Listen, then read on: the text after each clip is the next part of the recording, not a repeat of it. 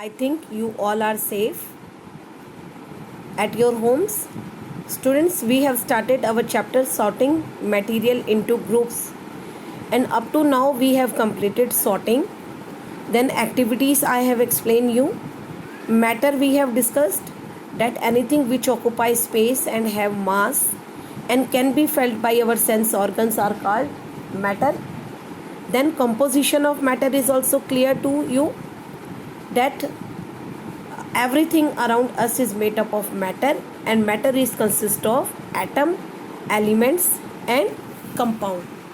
Up to here we have discussed and I have explained you that elements means the substance which have same type of atoms. And what is atom? Atom is the smallest substance present in a matter.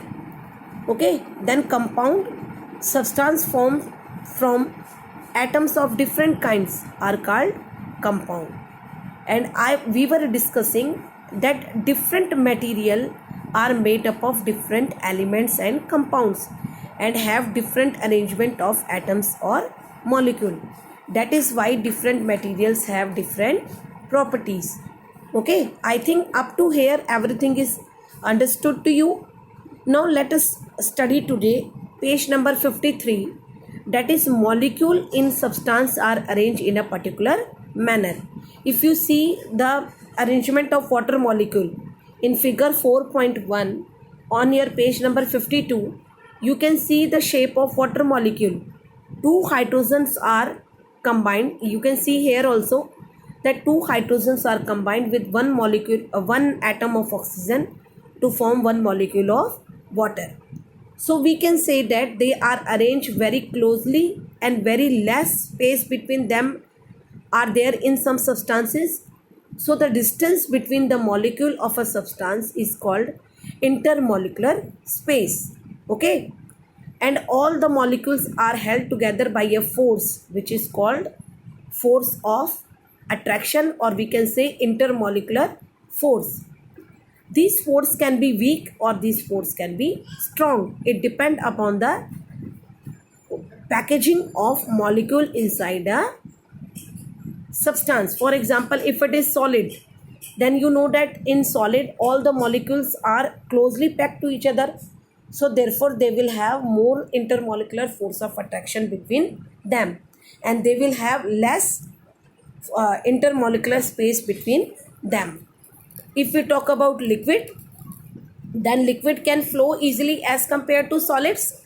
So it will have less intermolecular force of attraction between them. So here on page page 53, there is a comparison. There is a difference between element and compound is given. You can easily learn from here that what is element. It has atoms of same kind. Okay, for example, gold, silver, platinum, copper, iron, all this. The smallest particle of an element that exhibits the same properties as the element is its atom. And if we talk about compound, then it has atoms of two or more than two type. Okay, like water, carbon dioxide, ammonia, and all the compounds which have formulas with us are considered to be in compound. Or we can say compound is made up of when two or more than two type of atoms combined in a fixed ratio. If they combine in a fixed ratio, then they are said to be compound. Now let us do this track your process also. That is, you have to identify different things whether they are element or compound. If we talk about iron, iron is an element. Then lime water, it is a compound. Carbon dioxide is also a compound. Calcium is an element. Ammonia, it is a compound. Gold is an element, whereas rust is also a compound. So I think this thing, question number 1A part is clear to you all. Then if we talk about B part, what is the symbol for hydrogen? The symbol for hydrogen is capital H. Element present in sodium chloride are, how many elements are present in sodium chloride? There are two, that is sodium and chlorine. Sodium means Na, and chlorine means Cl. So I think this track your process is also clear to you. If we talk about properties of material, then we have different properties. I am here explaining page number 54, that if we have different properties of material, to distinguish that they have different they have different properties, as well as their appearance is also different. Okay, we have so many things around us, and all have different properties and different primary requirement. For example, if we talk about cooking vessels, so we required cooking vessels such that they will not catch any fire, isn't it? And if we prepare the cooking vessels with the help of paper, can that paper will survive? No. You know that paper will catch easily fire. Okay, so we have to see the property of material before making anything from it.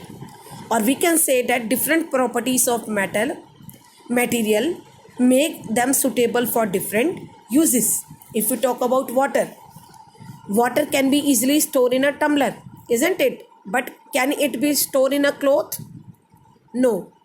Can we wear the cloth of the clothes made up of paper? No.